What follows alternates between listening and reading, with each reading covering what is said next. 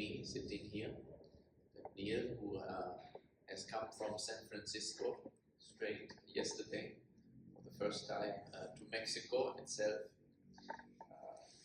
Has been deeply immersing into the tech world in Silicon Valley and other parts of the world for many years as a founder and managing partner of his own venture capital firm called Decacorn, which is domiciled in Singapore. Actually, this is where Debneel and myself have met before and got to know each other. It's a great honor to have Debneel with us, who has been a very versed investor in technology companies all over the world, but especially in the United States as the principal venture capital hub of the world, as we all know. We invited Debneel for several reasons today. First of all, because he's a great friend of ours, as I was saying, and I recommend all of you to have a conversation with him and understand a few of his views on different subjects. Second, because I hope it'll be interesting for all of us to learn straight away from what he's seeing in the Bay Area. He just visited the Y Combinator Demo Day and other things like that around the space. So we want to hear his impressions, where we can learn from, and also contrast to what we see in our region, and let's say how this all makes sense. And then Debneel is also an active investor, of course, as we were saying, and he has been starting to explore Latin America as a source of tech companies to invest in. So there's multiple avenues of conversation one could have. Debneel, thank you very much for coming. Thank you for having me. And I would love for you to kind of complement the self-introduction a little bit. Well, thanks, Stephan. Thanks, Debneel, for having me.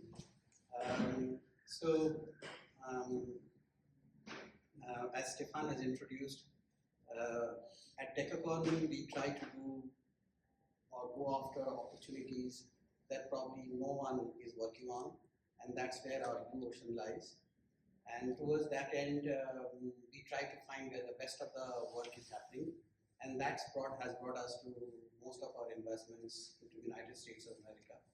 We have about 60 investments in about 6 years that this avatar has been on its journey. And in that time frame, we had about 14 exits. Two of our investment companies that are to the S&P 500. We have sat through them through their most down days, and we are now up and about. And we see these kind of opportunities flourish over time. But narrative-wise, we are basically a seed and a Series A kind of an investor, sometimes up to Series B, and into technologies that are defensible and technologies that will probably are sunrise technologies or applications that have probably opportunity in the next 10, 15 years of time. I would urge all of you to have a look at our website, and that will give you a great idea about what we do. If you just type decacorn.vc, you will get a good flavor of what we do and where we are. I guess that's about it to begin with, and maybe to you to have some general discussions about what we are seeing. Yes, I think it would be very interesting to just share with us what has been your most recent impressions coming down from San Francisco, from different venues, what is happening in terms of AI, which of course is in everyone's mouth, so to speak, and mind. Share us a little bit about your insights. Yeah, I guess San Francisco is literally rocking with AI, but the transition is super fast. And over time, that what we are seeing is that it's like you are driving a car like in a breakneck speed, where you cannot take your eyes off the windshield, and you have to constantly adjust and calibrate yourself to meet up with what's going on there. I guess, and then it's not just San Francisco, there are other players. I'm sure you all have heard of DeepSeek, so there are things happening elsewhere in the world, especially in China. And overall, I mean, it's great time to be for tech, cutting across national barriers and boundaries and nationalism. Yeah, sounds very good. So, and also if you compare the ecosystems of the United States and other parts of the world, you're originally from India, you know this place where you have been in Singapore for many years, know the Southeast Asian region. Debneel has also visited us in Colombia last year, a few months back, and got a first impression, met some of you before. Where would you see is the opportunity in let's say, our region of the world, and how do you compare the different ecosystems in Yeah, I think that's a great question. Until now, we were seeing a trend where innovation was happening, was confined or clustered into one or a couple of places, and then everyone else was actually taking those models and implementing in their backyard. Now with AI coming in, I think the thing is getting much more difficult and complicated. It will be very hard for actually copying these models and putting them elsewhere in the world is what I feel going to be. And so most of us has to now focus on making or going after opportunities that have their own adoption curve and can give us instant gratification in our backyards, rather than trying to see what has worked in the United States and then try to emulate that and put it in that. So as part of our thesis, we like to invest more in original ideas, and that's what has brought us to US, and where we have most of our investments. And there are several reasons for that. We can talk about it along the way. So for basically the multiplier effect is far more when you are going after original ideas that works, and when you are doing it in the US, given that they are today the world's largest consumer, and with 340 million people, they are like 27, 28 trillion in the GDP, almost like about a third of the world GDP. Yeah. Doubling down on the conversation a little bit on AI agents. So from what I read and heard is that the most recent Y Combinator batch as an indicator of what occupies most of the entrepreneur's mind has been largely clocked by AI agents for different verticals. And in the audience we have at least two companies who are also working on this front as their core. So what do you see there? Do you believe that there's going to be AI agents for just about any vertical? Is the value creation going to be focused on the application layer? So a few months back, before the rise of DeepSeek and others, a lot of people thought about the value creation being in the foundation models and the infrastructure and so forth. And then all of a sudden the narrative changed. And we said basically the value capture is more on the application level. Who has the customer focus, the customer relationship, and the proprietary data to feed any kind of models. This afternoon we're going to have representatives from AWS here that are going to be speaking a little bit about their Amazon, Nova, and other bedrock platforms where LLMs can be used interchangeably. In kind of a commoditized approach. So how do you view this?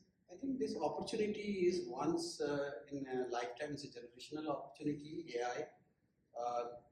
and I think it has got a huge potential to move forward. Like more than AI today, what we see going to be much bigger disruption is artificial general intelligence. And within that, there will be a lot of technological innovations that will happen, especially if you see the way distillation has been used by DeepSeek to cut down the compute. These kind of innovations, see when DeepSeek came up, there was two kind of reaction. One was the Wall Street and the press, the media, and the other was Silicon Valley. The Wall Street and the media were very up in arms. Oh, they are a big threat and our supremacy is gone. It's a shot across the bow of American tech. How did they do it? Probably they stole our chip, and this chip export control is not working, and all kind of things that came up. But if you see, Silicon Valley accepted it with open arms, because there were several players within Silicon Valley, right from diva figures in Silicon Valley, like Mark Andreessen, who wrote some really good stuff about them. There are people who adopted them immediately, rolled them out immediately.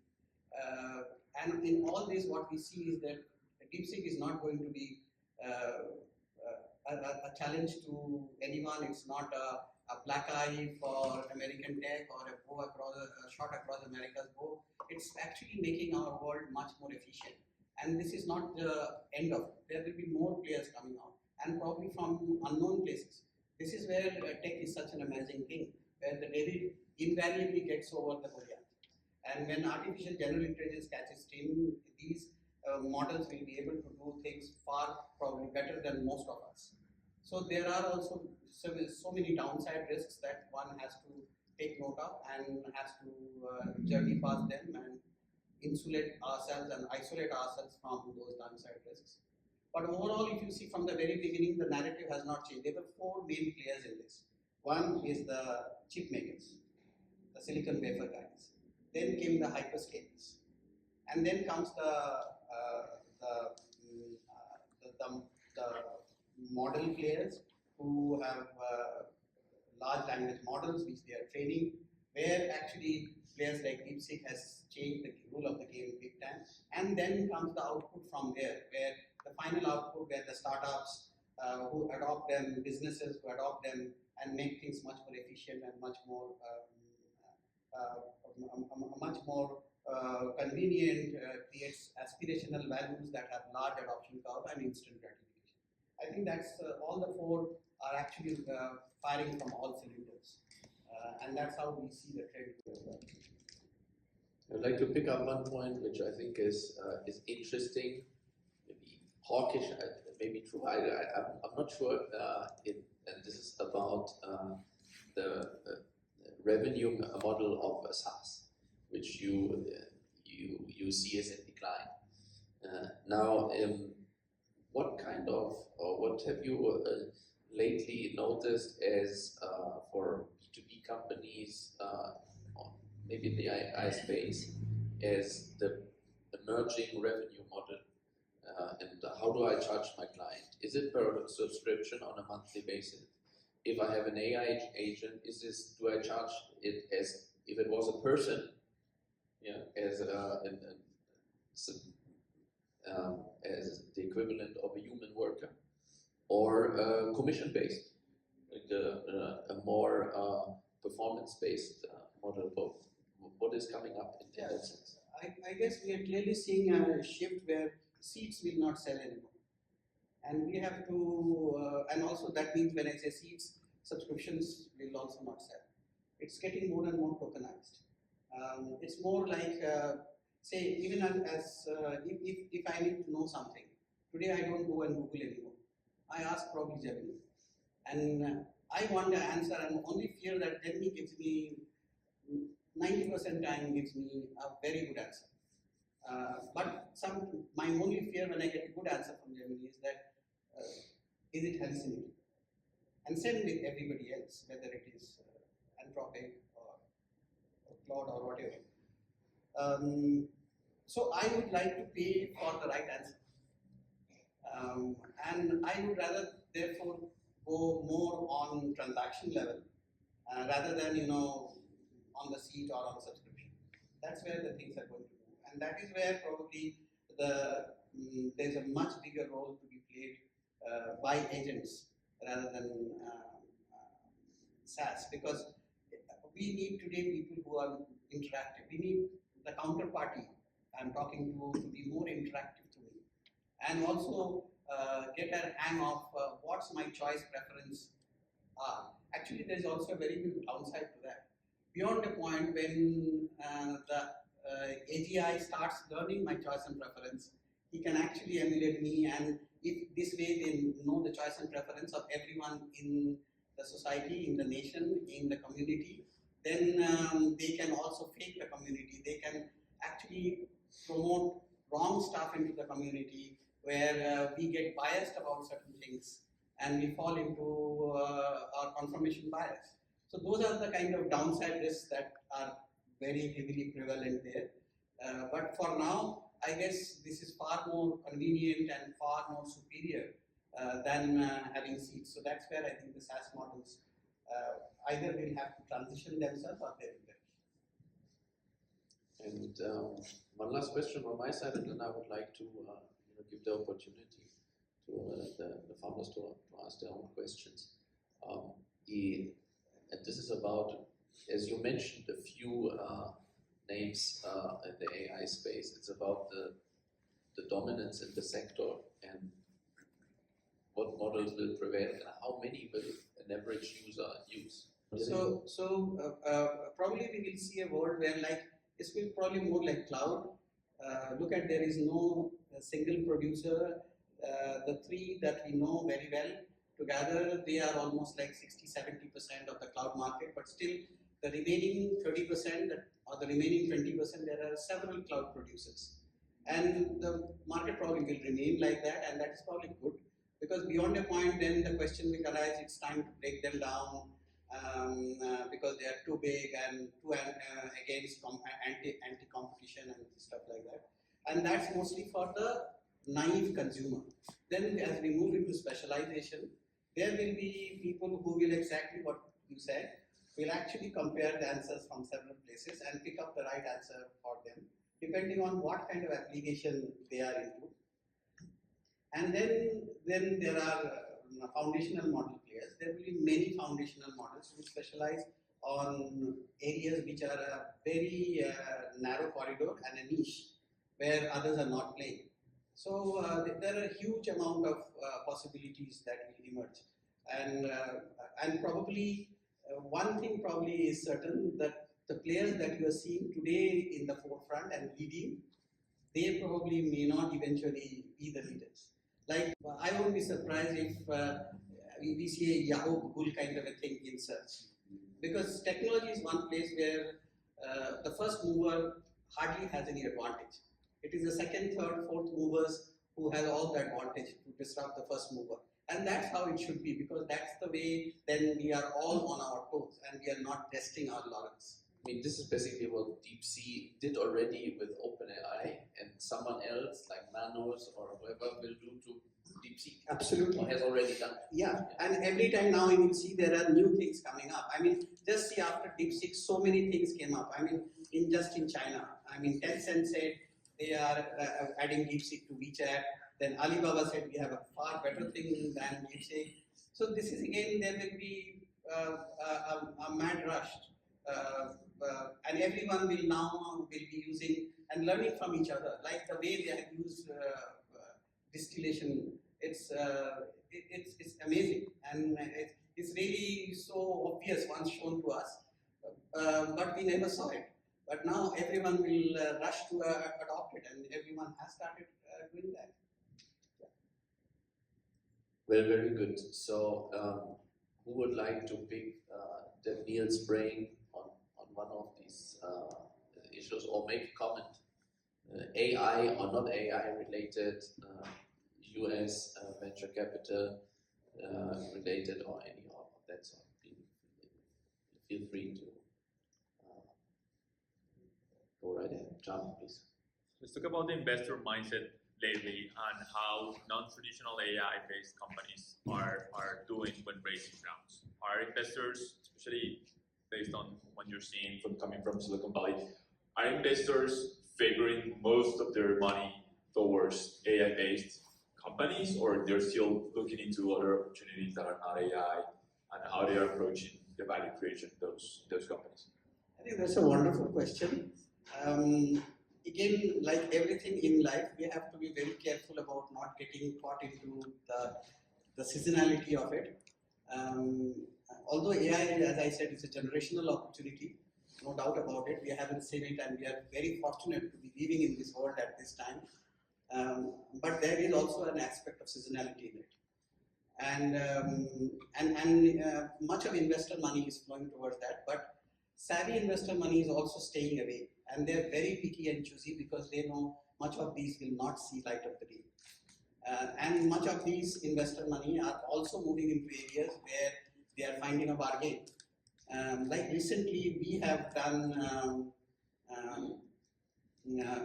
about 3 investments, and where we have tried to stay away. I think I would say probably one of them, or maybe at best 2 of them, are in the space. So one is a foundational model for sure, and that's in a very niche space, addressing a very big shortage, and which will grow over time.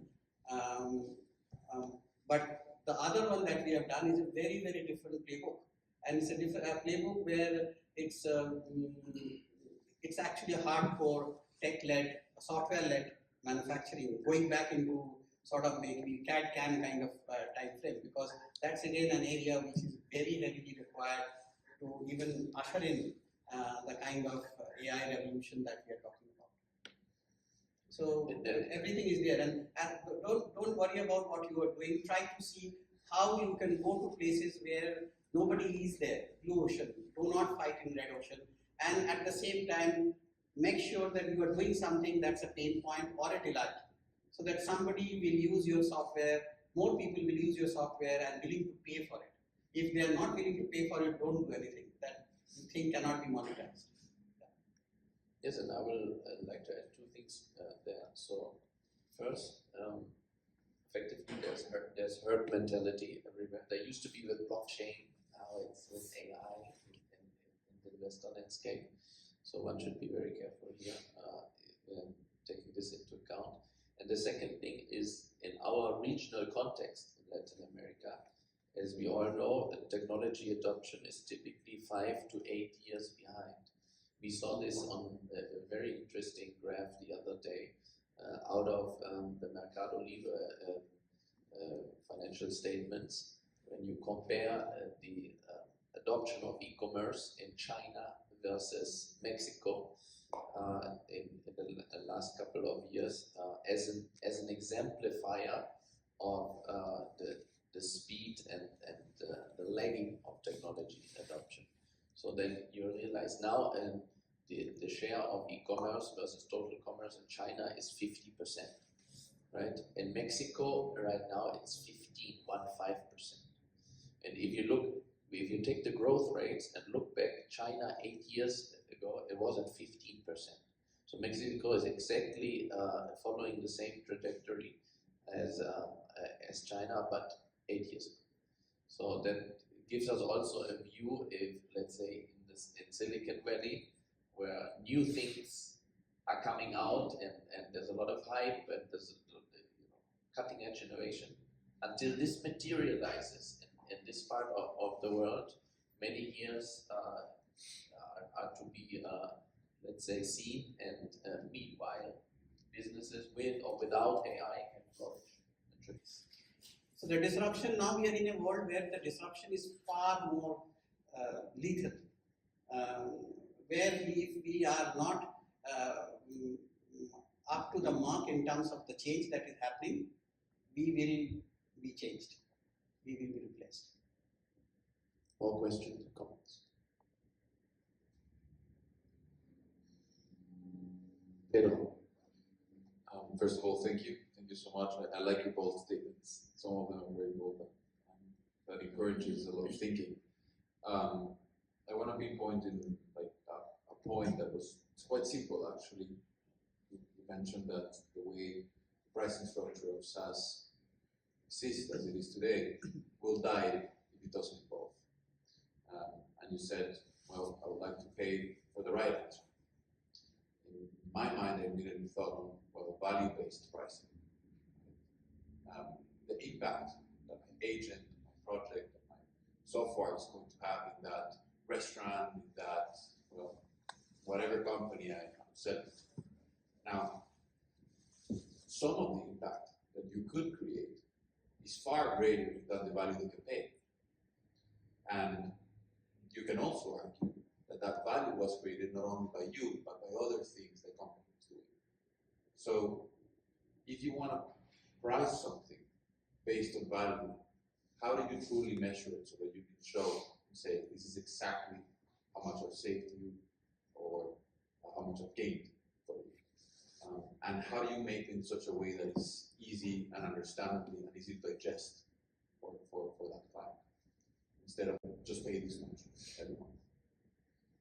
I think it's a very difficult proposition, and probably there will always be sort of a mismatch, and that's where, you know, there will be more dislocation and disruption happening. I'll make a very interesting quote from Jeff Bezos, and this we have to be always remembering. This is like a sort of a golden word at the back of my mind. Your margin is my opportunity.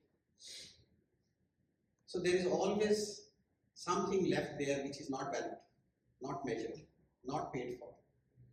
And that's where the new entrants will go after. And that's where it's such a great thing for the consumer. And that's where, I mean, look at it, and we have to be prepared to be living in a world where it is very fast changing. So we cannot take anything that is ruling the roost today, will continue to rule the roost tomorrow. Like, look at it, one day, Unilevers of the world were ruling the roost. Today it's no more. It's Costco's of the world who are ruling the roost. Unilever has to fight with everyone else in the market, the big and small, to get a space in Costco's shelf. If it's not in the Costco shelf, it doesn't sell. So they are now the deciders, and that's a very, very different model. It's a simple aggregator model, a physical aggregator model. So that's always will be there. And that is where I think, on the flip side, there is so much of an opportunity for us, to, especially for the consumer. Yeah, so very interesting. Thank you so much. I believe we should be breaking for a Colombian hour lunch now, before the portfolio day starts at 3 p.m. for everyone. So Debneel will kindly be with us all throughout the afternoon. So whoever would like to have a conversation, I'm sure he'll be available. And Debneel and a few other esteemed international visitors are also the reason why the portfolio day will be held in English by all of you. And except maybe for one presentation with an outside guest, which we have in the beginning, so that I think it gives us a chance, of course, to measure ourselves with international audience and so forth. So Thank that's you. that. Thank you So Stephan. much Thank for you having us. having us. Thank you.